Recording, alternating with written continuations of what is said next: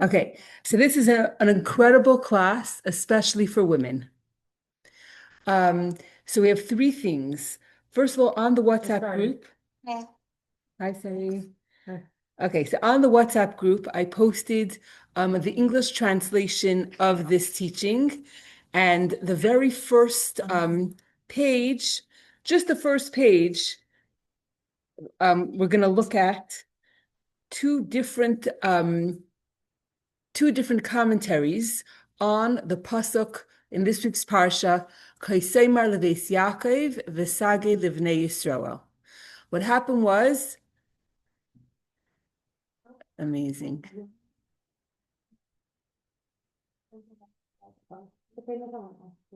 Okay, so when the Hashem in this week's Torah portion, Parshas Yisro, Hashem gives the Torah to the Yidden, and Hashem tells Moshe Rabbeinu that he should first speak to the women and then he should speak to the men. Kaiseimar leves Yaakov, like this you should say to the house of Yaakov, that refers to the women.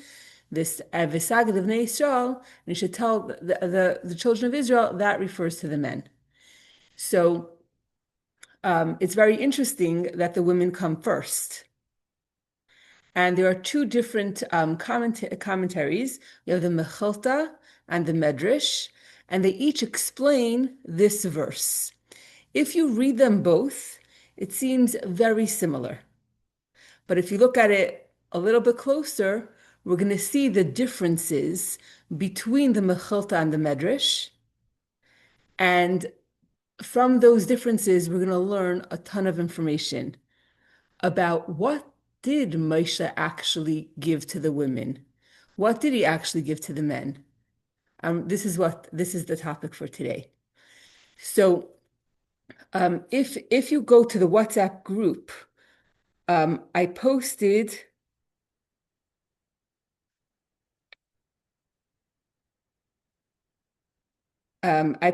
this a link to this teaching translated in English, and I'm just looking at the first page, and I'm going to read what the Mechilta says, and I'm going to read what the Medrash says.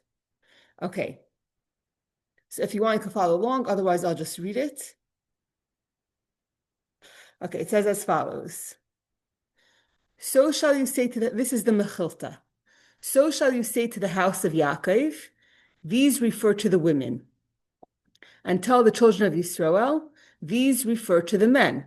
Another explanation, so shall you say to the house of Yaakov, speak Belashon Raka, in soft language, and say Rashi Devarim, general principles, to the women, and tell the children of Yisroel, speak exacting details to them.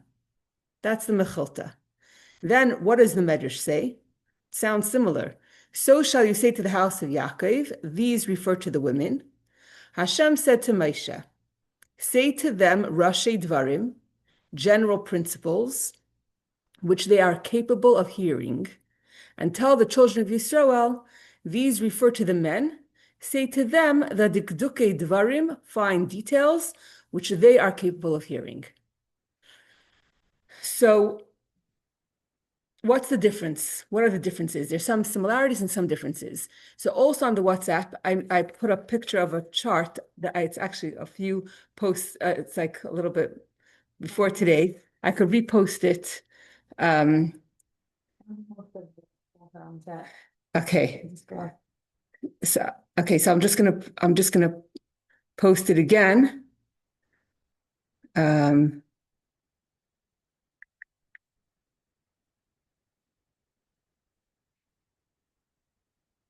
Oh, okay. Okay. Just forward it to Tom. Yeah. Okay. So in the chart, what I did was I have what are the similarities and what are the differences between the Mechilta and the Medrash.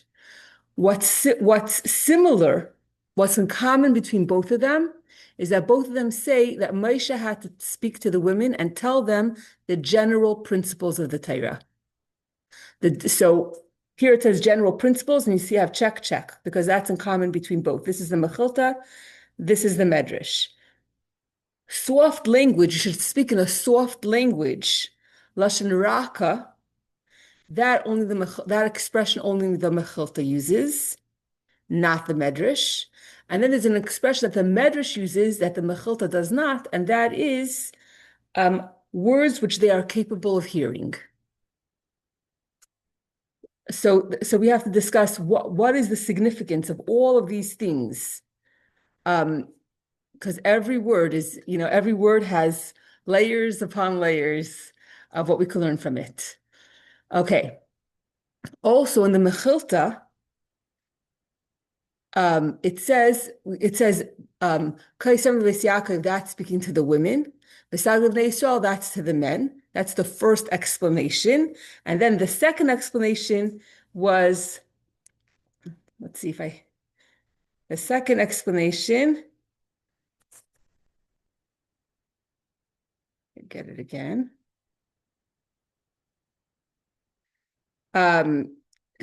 Another explanation. So shall you say to the house of Yaakov, speak Lashon Raka in a soft language, and say Rashi Dvarim, general principles to the women, and tell the children of Israel, speak exacting details to them. So it says it as if it's two different explanations. So another question we have, what do you mean it's two different explanations? It's not really two different explanations. The first part is saying who we're talking about, men or women. And the second part is saying what was said. So why is two explanations? So these are just a few questions that are, floating through our mind. Why does the Mechilta specifically use the terminology soft words? And why does the Medrash specifically use the words, doesn't speak about soft words, but rather the Medrash says words which they are capable of hearing, and what exactly does the Mechilta, what's the Mechilta's opinion about what was said to the women, and what is the Medrash's opinion about what was said to the women? Okay, so let's start with what they both have in common, and that is the general principles. So both of them say, both the Mechilta and the Medrash say that it was the general principles that was given to the women. Now, it's the same word. However, what it means, the definition of general principles, is completely different for the Mechilta and for the Medrash. It's actually almost opposite. So according to the Mechilta, what does he mean? The general principles were given to the women. What he means is that what was given to the women is the essence of Torah and kind of like the seed of Torah. That's what was given to the women. Thank you so much. And what's a seed? A seed is when you get, or the essence is you get the core, and then from that branches out and develops lots and lots of details. And that's what the Mechilta says, and that's what the Mechilta says that the women got. And in general, we find that whenever we're talking about the transmission of Torah, we always find that there's a general principle or an essence, and from it is developed lots of details. For example, what comes the giving of the Torah, the first thing that happened was Hashem said all the Aseres HaDibros, all 10 of them, in one utterance, which is impossible for a human ear to hear. And then that was kind of like the seed. And then from that, what branched out of that was the first two of the Aseres HaDibros, which Hashem said one by one, we said, Anech Hashem lekacha, and then Lo yalecha lakim acherim. He said that to the Yidden, and then their neshamas flew out. The Yidden couldn't continue, they couldn't handle it. And then what branched out of those two of the Aseres HaDibros was all 10 that Moshe Rabbeinu said to the Yidden. And from that Aseres HaDibros, what branches out? 613 mitzvahs. And Anochi Hashem Elokecha, which is the first of the Ten Commandments, that includes within it all the 248 positive commandments. So that all the commandments they come from and they're rooted in and they're connected to Anochi Hashem Elokecha, and all the 365 prohibitions are all included in Lo yeh lecha elokim acherim, don't have any other gods. Also, for another example, is a Mishnah, right? What's the Mishnah? The Mishnah is the oral teachings, which were not supposed to be written down. And what happened was, way back in time, in the time of the Beis Hamikdash, children would study each thing 100 times to commit it to memory because it wasn't supposed to be written down. But then came a point where the sages saw that if it doesn't get written down, it's going to be forgotten. So the Mishnah is very, very concise. It's like a seed. They wrote down just in very short form. For example, if you go to a lecture and someone is saying some kind of story, and the story is about a man and a horse. So in your notes, you could write story of man with horse. And you know what the story is because you were there. But the next person that gets that, they have no idea what the story was. And that's what the Gemara is. The Gemara comes and elaborates on the Mishnah. So again and again, we see in the transmission of Torah that you start with a core principle, you start with the essence, you start with the seed, and then from it is developed so many things. Very interesting there's a site, the Rambam wrote the Mishnah Torah, which is 14 books of halacha. And when he wrote it his intention was that a person should just have to learn these 14 books and that's it. They'll have like the whole Torah, like they'll be able to know how to fulfill the whole Torah just from these 14 books. And what's funny is that there are thousands of books that are written on the Mishnah Torah, on the Rambam's teachings. So again and again we find that someone writes something thinking, okay, like this will be you'll be able to know everything that you have to know from this, and then yet there's so many hundreds of thousands of books that are written that branch out of that. So what were the women given? The women were given the essence of Torah, the seed of Torah, the core, and from it, all the details branch out, and the details were given to the men. So basically, within Torah, there are two parts. There's the seed, the essence, the core, and then there's the details that branch out. And just like in the transmission of Torah, the essence comes first, and then the details branch out. So if the women are given the essence, then the women have to come first, because the way of transmission of Torah is that the essence comes first, the seed comes first, and then you have all the branches. And that's why, according to the Mechilta, the women were given the Torah first. Okay.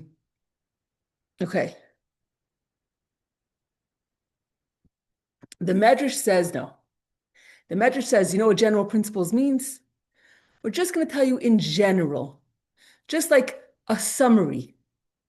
We're not going to just that. What were the women given? The women, if Mechilta says the women were given the seed and the core, the Medrash says no. The women were given just like a summary of the whole, a summary of the Torah, like something very concise, condensed, a concise teaching. What people with a shorter attention span and shorter and don't have enough brain capacity, what they could hear. That's the Medrash opinion. So here it seems like the Mechilta is putting the women on a pedestal. Here they get the essence and the core and everything like that. And here it seems like, and the Medrash, it seems like a little bit like, women don't have the same ability as the men. And so they just got they were just in general, they just got like a summary of what they're able to comprehend, what they're able to hear according to their attention span, according to their capacity. That's the Medrash. And how do we know this? How do we learn these two different approaches? Because of the words that they use. The Mechilta says, Hashem tells Moshe to speak to the Yidden in soft language. And what does it mean, soft language? When he's speaking in a soft language, that's something very virtuous and it's very appealing. So some of the Farshim say soft language means that the women were told, oh, all the rewards that you're not going to get for fulfilling the Torah mitzvahs. But here in this context, by saying soft language, it was something that was going to be very nice for the women to hear, that they're going to get that they're getting the essence of the Torah. That's the Mechilta, and therefore the Mechilta uses the words soft language. The Medrash. The Medrash doesn't speak about soft language. The Medrash says words which they are capable of hearing. And that's how we know that the general principles of Torah, that the Medrash feels that the women received was something that, a summary that they're capable of hearing. So if I was to say in one word, the Mechilta says that it's the women got the seed, and the Medrash says that the women just got a summary. Okay. I just want to go back because I never answered the question of why the Mechilta says that's the women, that's the men. Another explanation, and the soft language and the general principles. Why is there another explanation? So basically, what the Mechilta is saying is that there's when giving the Torah to the Jewish people, when Hashem gives the Torah to the Jewish people, you could either look at it from the Torah is one, and from the recipients, there are two types of recipients, men and women. So Kaiser Beis Yaakov, that's one type of recipient, and the Sagla of Bnei Yisrael is another type of recipient. That's one explanation for Kaiser Beis Yaakov, Sagla of Bnei Yisrael. Another mode, another approach is it's not about the recipients. It's about the Torah itself. The Torah itself is divided into two modes, two parts. One is the general principles, and one is the details. And so so since it's two parts, the women got one part and the men got another part. So that's why it's two explanations, because because within the recipients there are two types, and within Torah there's two different modes, the two different parts of Torah. So the first explanation of Mechilta is focusing on recipients, two modes of recipients, while the second explanation of the Mechilta is referring to two modes of how Torah can be divided. Okay, so this is beautiful, but how does this from a halachic perspective, how does this apply to women and to their connection to Torah? Okay, so first of all, according to the Mechilta, the women got the essence of the Torah, the whole thing, the core and the essence. According to the Medrash, the women were only given what they are capable of hearing, specific matters. They were only given specific matters that are relevant to them. That's what the Medrash says. So what does that mean? That the women never got the entire Torah. They only got what they're capable of hearing, what's in their capacity, what is relevant to them. The Mechilta, on the other hand, says the women received the entire Torah because they got the essence. So now you can ask a question: if the women received the entire Torah, why is it that we don't actually perform all the 613 commandments?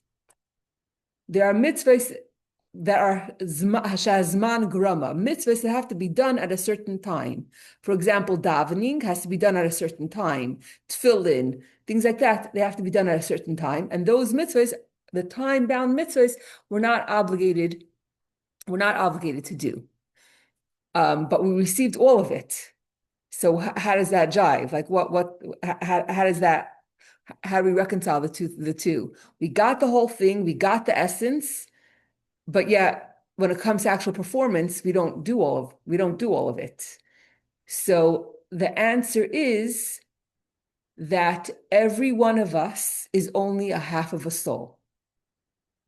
We're a half of a neshama.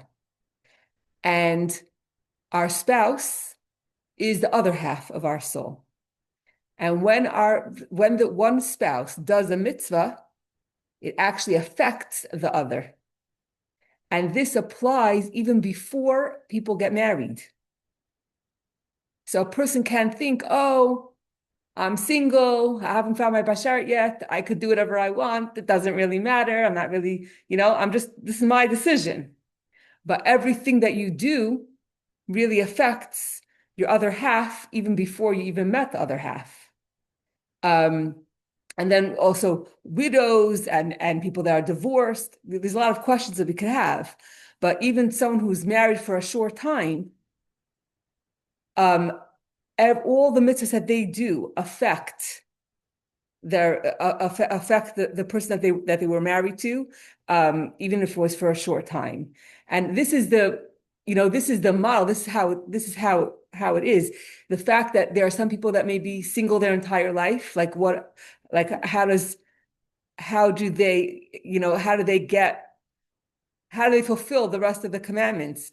So it's a very good question. I don't have the answer, but this is the general natural way that women, we don't have to fulfill all the mitzvahs ourselves, because just by being married and our spouse doing their part and us doing our part, we are each complementing each other. And therefore, yes, the women were given the essence, they were given the entire Torah, but they don't have to practically fulfill every single mitzvah, especially the time-bound mitzvahs, because their husbands are doing it for them and they're getting the schar. 100%. 100%. So comes time for Ma'ariv and it's bedtime, and all of a sudden the husband says, oh, I got to go to shul. And you have two choices. You could say either, I really need your help right now, or I can manage, you can go, even though you're not really sure if you can. So by helping and allowing our spouse to go to shul or to do these time-bound mitzvahs, we're actually doing ourselves a favor also. It's not, because we're really one.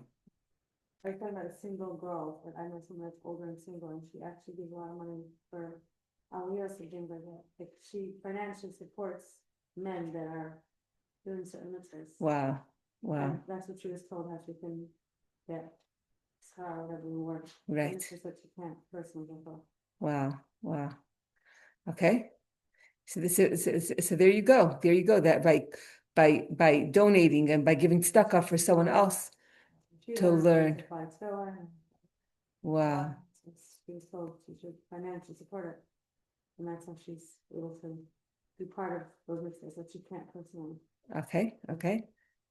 Makes sense. Okay, but I give a bracha to everyone, that everyone should find their soulmate. Yeah, we sure need exceptions, exactly. Yeah. And also the responsibility to know that whatever we do is affecting not just ourselves, that we have that responsibility. Yeah. Ooh, no, can't. No. Only with mitzvahs.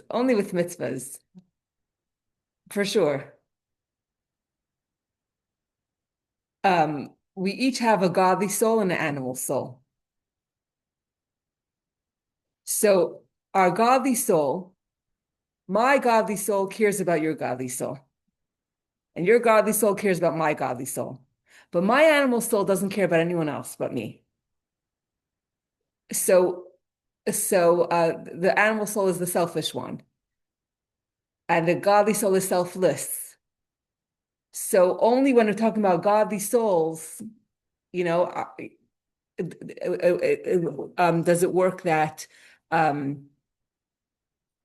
does it, the only, we're only talking about the positive, but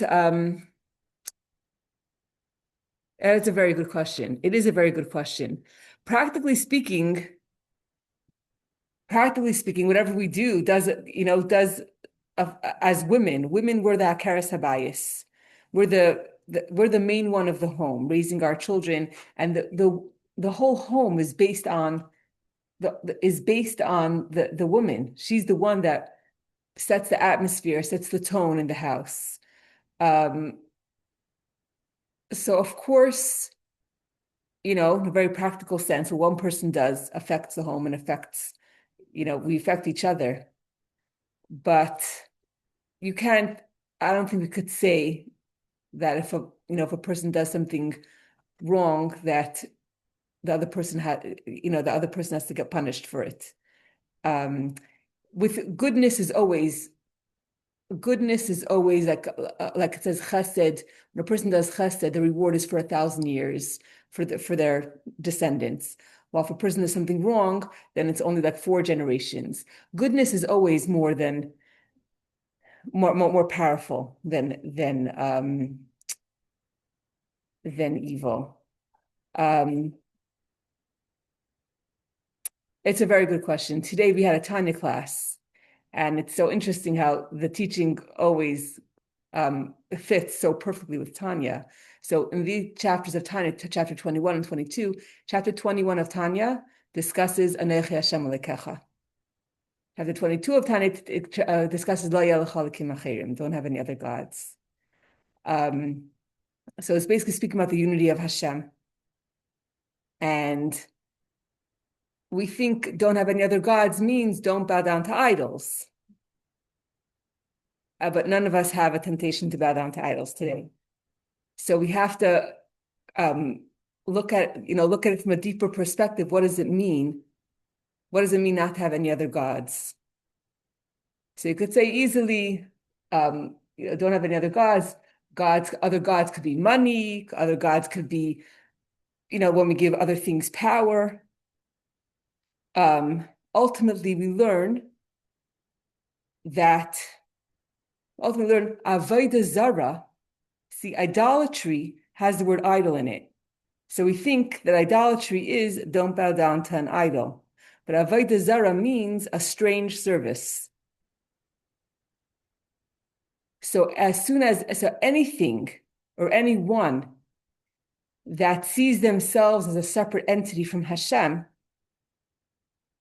and inflates their ego,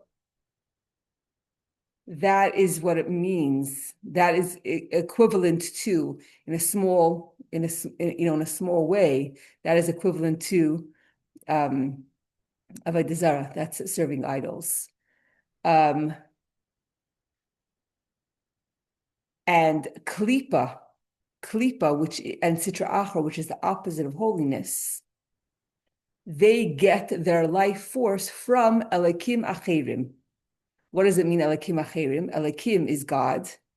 Acherim comes from the same word as Acherayim, which means the back. That Hashem gives them energy because nothing could exist without Hashem's energy. But Hashem gives the energy and he kind of throws it behind his back. Like if you were giving a gift, if you had to give a gift to your enemy, you don't want to look at them in the face, but rather you throw from behind. So that's how Hashem gives energy to things that are the opposite of holiness. Versus when Hashem gives energy to things that are holy, it's coming from Hashem's face, Hashem's desire. Hashem wants to give to us. So that was a discussion that we had. But so basically any Aveira, the power to do an Aveira is coming from Klipa, which is that means that the time that we're doing the Avera, we're getting our energy from behind.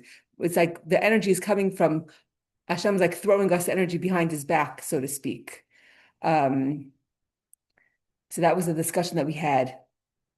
So how does that connect to what we're saying? If a person does an Avera, does that affect their spouse? It's a very good question. It's a very good question. So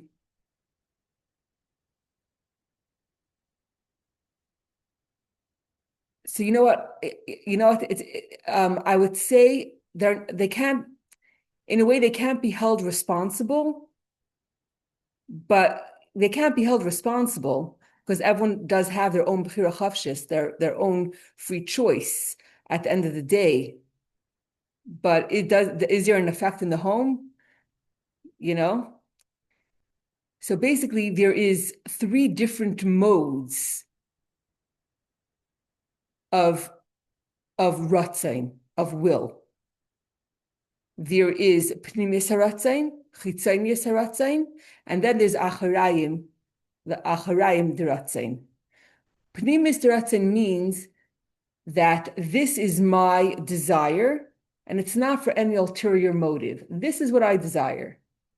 I desire to be kind to my child, not for any other reason, just because this is really what I want to do. I want to take my child's, it's their midwinter vacation, and I want to take them out somewhere. I don't have any other ulterior motives. This is what I want to do. That's pnimis haratzin. That's your true internal desire. Then there's something called chitzonis haratzin. That means that when I go to work, it could be that I enjoy my work, but I'm going to work in order to get a paycheck. So, and if I wasn't getting a paycheck, then I wouldn't be showing up to work. So, do I want to get up and go to work? Yeah, but that's not. It's a means to an end. So it's a ratzon, it's a desire to go to work, but it's a means to an end. It's only because there's another benefit that I'm getting from it. And then there is acharayim deratzon is something that I don't want to do. I don't want to do it. And I do it for some reason. I don't want to go to the dentist. I don't want to, whatever it is, just, meet with this person, call this person, invite this person, whatever it is. And I do it anyway. And I do it anyway. So Hashem also has these three things. Pnimis haratzain, from pnimis comes from the word panim, that Hashem wants to, this is Hashem's true desire, and he wants to give it with his face and with a happy face. And then there's things that Hashem gives energy to that are a means to an end. For example, food, right? Hashem gives everything exists because Hashem is giving it its existence. So the food itself might not be holy right now, but when the human being comes in contact with it and uses it for a mitzvah, or makes a bracha, or uses the energy for Torah, then it's elevated so it's a means to an end. And then there's things that Hashem gives energy to, which is the evil and the opposite of holiness. And the question is, why would Hashem give chayis? Why would Hashem give energy to things that he hates, to the opposite of holiness? And the answer is so that we should have free choice, and so that Hashem should be able to punish the wicked and reward the tzaddikim. It's also to keep the world even. Zeh keneged zeh.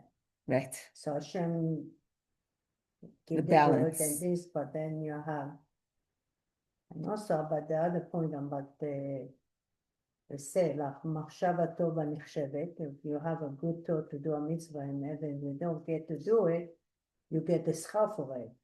But the vera doesn't, if you do something wrong, it doesn't go on your husband or your child, wherever, it's your own thing.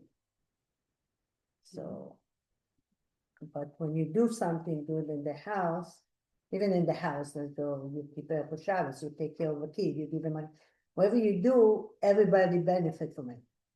Right. But the Navera, it doesn't go on them. Right.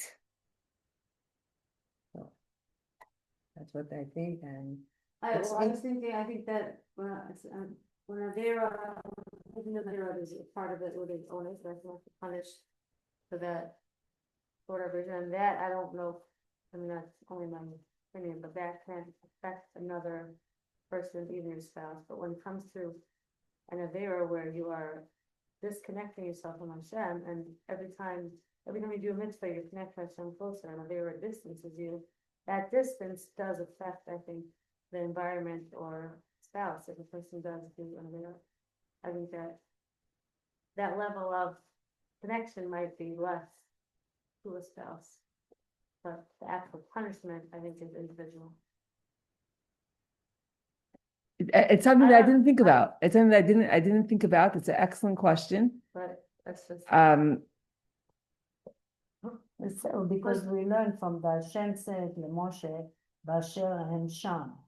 Wherever they're standing there, that's according to that, they're going to be judged. Mhm. So that's mean every person to his own going to be judged Right. if he does wrong. But as one, if we do good, Hashem takes over everything.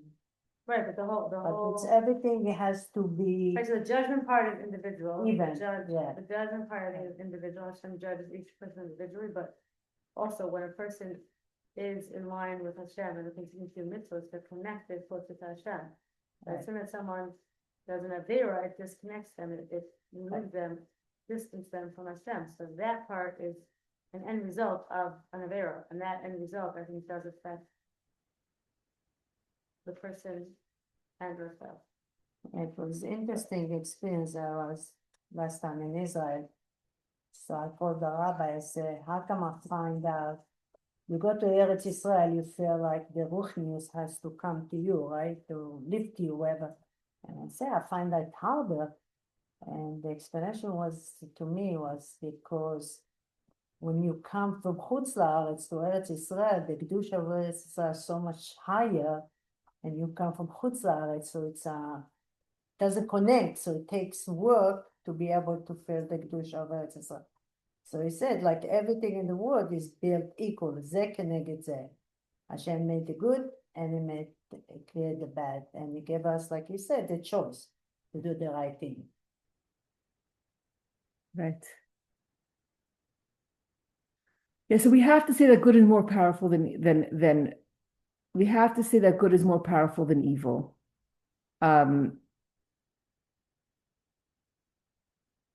Yeah, but it's a very it's something that it's a very good question. It's a very good question.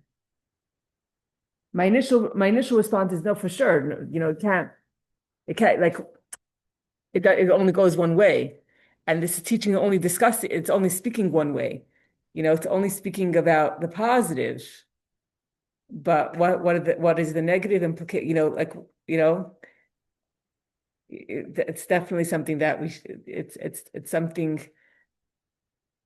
to think about. Yeah.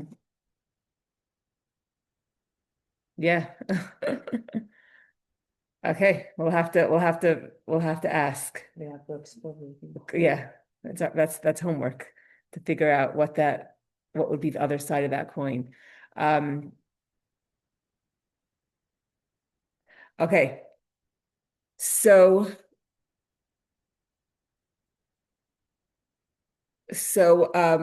just to continue,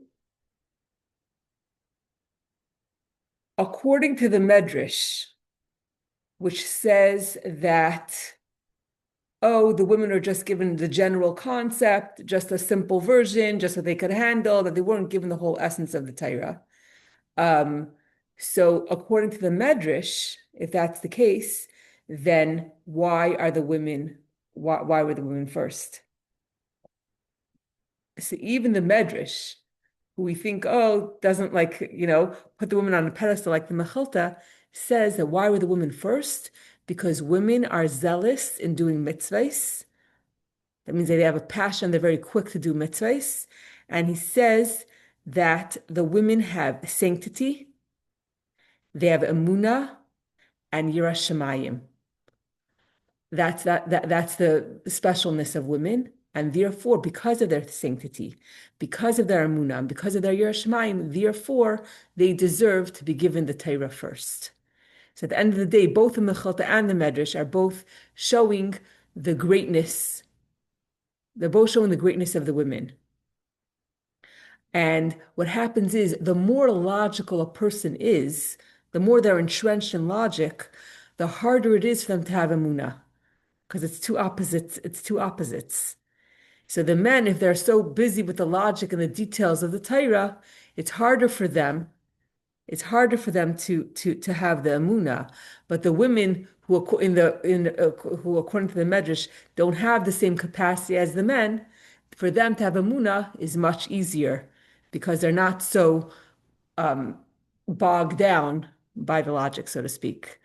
And then there's another point, and that is that the person's Jewishness, if they're Jewish or not, that is dependent on the mother, because the mother represents the essence, like the Mechilta says, and therefore she gives her child, the woman, she gives the essence to her child, and the essence of a child is their neshama, and that's why if you're Jewish, it depends on the mother. But the details, if you're a Kayin, a Levi, a Yisrael, we said the details emerge from the essence. So the details that is connected to that's the father determines the details.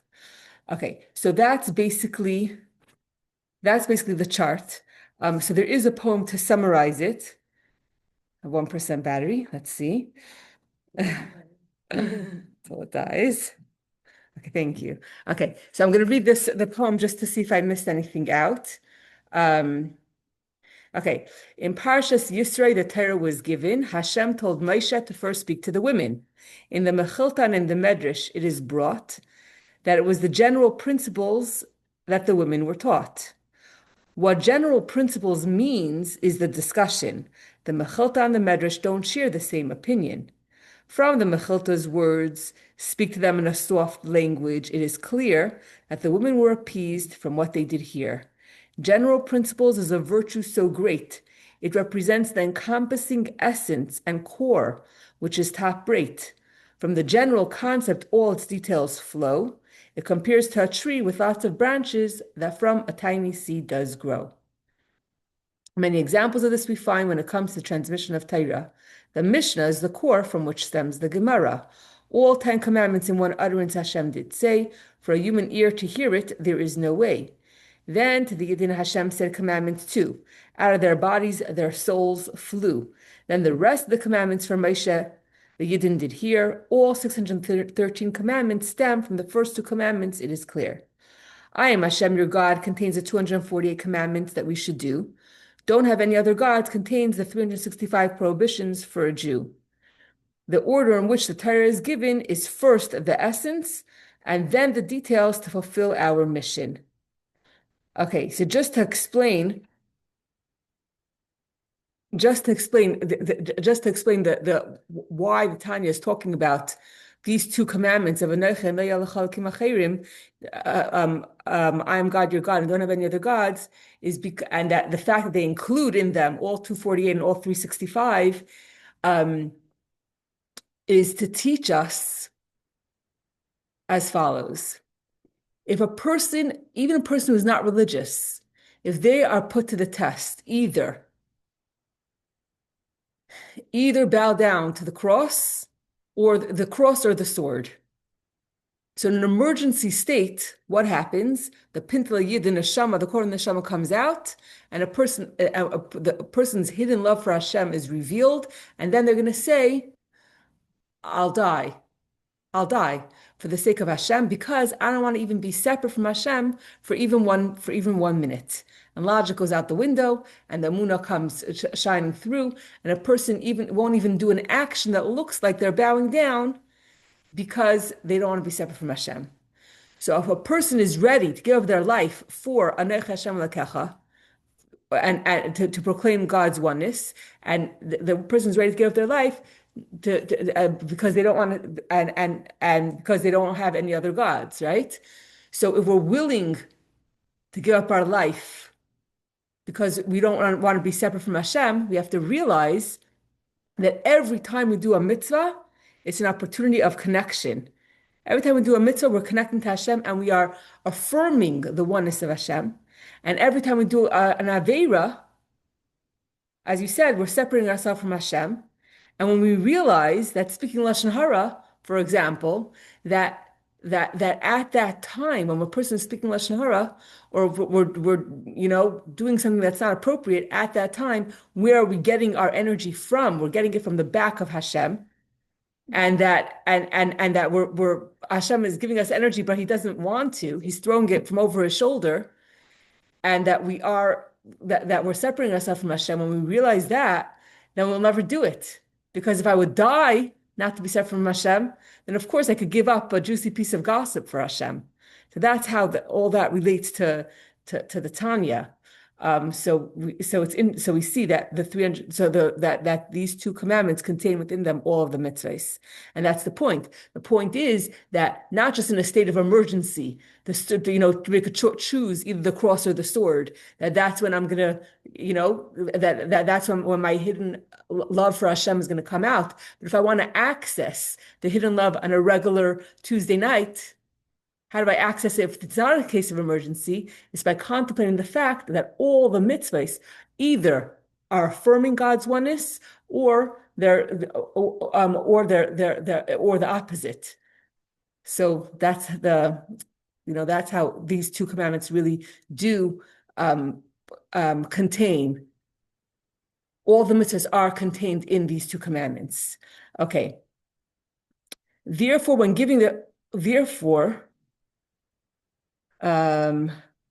it's missing an N. When giving the Torah to the Yidden, it is only natural to start with the women, who determine the essential Jewishness of their children, while the detail of the status of Kohen Levi Yisrael, the father does determine. So since the women are getting the essence, and the essence comes first before the details, therefore the women come first. For how to define general principles, the Medrash has a different view. The Medrash says words which they are capable of hearing is our clue. General principles refers to a concise teaching, a summary, for those with a shorter attention span and capacity. According to the Mechilta, to the Torah, the women have an essential connection. They received it all, although from time-bound mitzvahs, they have an exemption. For a woman to fulfill time-bound mitzvahs, is it necessary? Because her husband, the other half of her soul, is performing it for her already. According to the Gemara, the entire Torah was never given to the women. Only the specific matters that are relevant to them were given. A big question arises: if this is true, why was it important for the women to be spoken to first by Moshe Rabbeinu? The Gemara's reasoning is that women are zealous in mitzvah doing, with sanctity, amunah and yiras shamayim, Hashem's mitzvahs they observe. To be spoken to first is what they surely deserve. Okay. And here's the ending. The Yidden were redeemed from Mitzrayim in the merit of the Jewish women, and through their redemption, they received the Torah on the Sinai mountain. In the same way, in the merit of the Jewish women of today, we will leave this galus right away, and we will learn the Torah of Mashiach in a manner of direct perception. He will teach the great principle of the Torah, its essence and inner dimension. So basically, just like the women in the time of Mitzrayim, in their Sichos and their merit, the Yidden, not only did they get out of Galus, didn't only get out of Mitzrayim, but the point was that they should get the Torah. So basically, it was the women that because of them, all the Jewish people got the Torah. The same thing is in our times, in the merit of the Jewish women of our times, Mashiach is going to come, and then what's going to happen?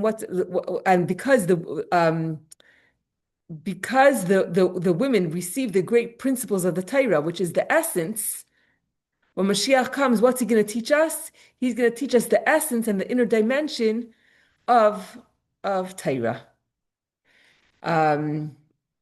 Okay, so that's basically the teaching. Yes, I'll just share one tiny thing. Someone that usually comes to this class, it just showed on the incredible emunah that women have. So yesterday on a family WhatsApp group in Israel, somebody posted a story, and I shared it on another WhatsApp group which learns Project Likkutei Sichos. Basically, what we spoke about the Rambam, that the Rambam is 14 svarim, and there's a cycle to complete it. So there's two different cycles. There's a cycle where you can learn 3 chapters every day, and then you complete it in 1 year, or you can learn 1 chapter every day and then complete it in 3 years. So today actually is the first day of the new cycle of the Rambam. So I didn't participate in it. There was a different Zoom class to teach this teaching by Rivki Slanim, and there's a WhatsApp group. And then they were talking about the Rambam because today is the first day that it starts, and yesterday was the day that it was concluded. And basically, she was saying, I guess I wasn't part of the Zoom, but I guess the point was that even women can learn Rambam because they were given the entire Torah. So even if if they don't have to fulfill every single thing, but still they were given the essence of the Torah. So and then just so happens that I saw the story on a different WhatsApp group and I posted it there. One of the women that comes to this class was also on that chat. She sent me a message. What is that? What did you post? Like, was it in Hebrew? So basically, so I told her what it said. It said that there's a rabbi, I think from California, Rabbi Reichik, and there was a boy who wanted to get married, and and he was already, was an older single, and he was nothing was working for him. So he went to Rabbi Reichik to ask for advice what to do.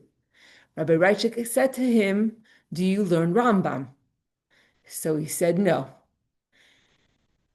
So Rabbi Reichik said, "Well, if you learn Rambam, then you'll see that within a few weeks you'll find your bashert and everything's gonna and everything's gonna be good." So he did, and sure enough, a miracle, he got engaged and amazing milestone, whatever. So someone said to Rabbi Reichik, "Who do you think you are? Like, how could you just give this advice? Learn Rambam every day." And so basically, Rambam, it's basically by learning it, you're learning the entire Torah. And actually, the kids, there's it's called the Chidon, where over 5 years, the kids learn all the 613 mitzvahs, and they have tests on it, and they have competitions and trips and rewards and prizes. But the Rebbe very much encouraged that the kids should learn Sefer HaMitzvahs, and the adults should, Rambam. So. So they asked Rabbi Reichik, like, how could you just say this? Oh, learn Rambam, and then, that this person would. How could you be so sure that he would find his bashert? So he says, I'll tell you. There was a woman in my community who didn't have children for many years. So she asked him what to do. So I said, go to the Rebbe and ask for a bracha. So she went to the Rebbe, and the Rebbe asked her, the Rebbe asked a woman, the Rebbe asked her if she learns Rambam. And she said no. And the Rebbe said, learn Rambam and you'll be blessed with a child. And she was blessed with a child. So Rabbi Reichik wrote to the Rebbe and he said, is this something that I could publicize? And the Rebbe said yes, because the Rambam was the doctor for all the Jewish people. So, oh, okay. So this is the story that I just translated in a voice. And I said to her, this is what the story, this was the story. So she sends me back, um, just to show the simple faith, the simple faith.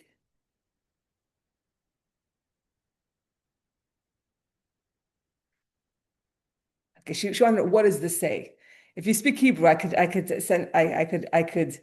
share it with you. So I said it in a voice note. So she writes, wow, I'm going to publicize this. And it goes without saying, I will commit to learning the Rambam. How do the women learn it? Is it okay if I only do English translation, or should I make an effort? Okay, my phone just died. To do Lashon HaKodesh, to do it in Hebrew also.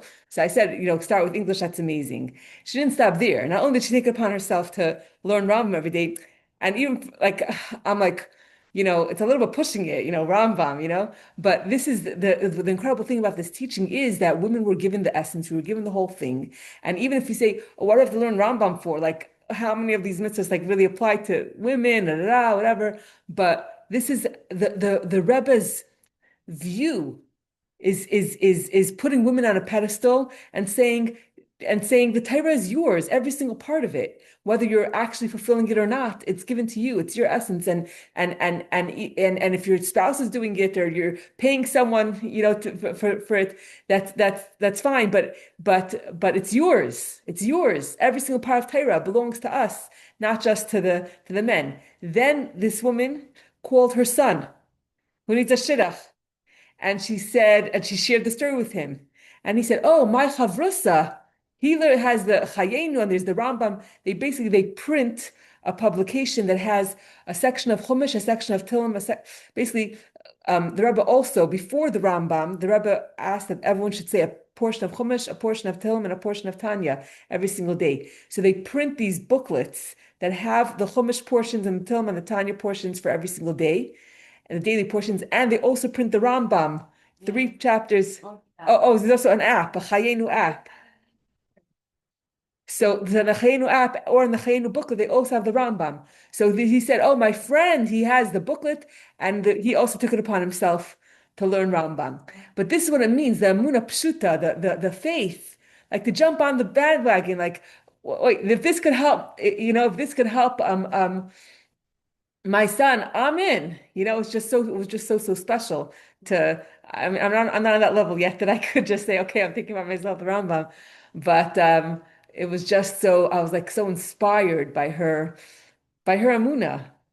So we have both. We have the Amuna and we have the entire Torah, and someone else asked in a different WhatsApp group, like, um, like okay, again, my phone died, but like, what's the lesson? Like, what's the lesson that we could learn from this? And I think that the lesson is for us to value our role as Jewish women, and our role is that what do we contribute? We're really contributing the essence.